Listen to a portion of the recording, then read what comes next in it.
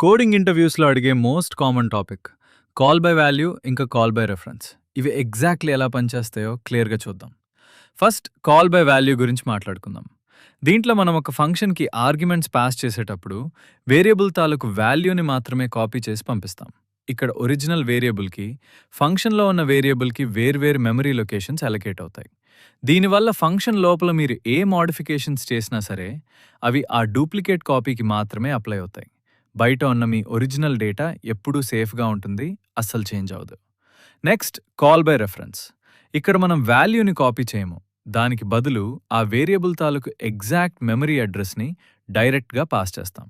అంటే ఇక్కడ original variable మరియు ఫంక్షన్‌లోని వేరియబుల్ రెండూ ఒకే మెమరీ లొకేషన్‌ని పాయింట్ చేస్తుంటాయి. కాబట్టి మీరు ఫంక్షన్ లోపల ఏ చిన్న చేంజ్ చేసినా సరే, ఆ ఎఫెక్ట్ డైరెక్ట్‌గా మీ ఒరిజినల్ డేటా పైన పడుతుంది. ఒరిజినల్ డేటా కూడా మోడిఫై అయిపోతుంది. ఈ కాన్సెప్ట్ క్లియర్‌గా అర్థమైతే వెంటనే ఈ వీడియోని సేవ్ చేసుకోండి, మీ ఫ్రెండ్స్‌కి షేర్ చేయండి. ఇలాంటి మోర్ కోడింగ్ కాన్సెప్ట్స్ కోసం వెంకీ కోర్స్‌ని ఫాలో అవ్వండి.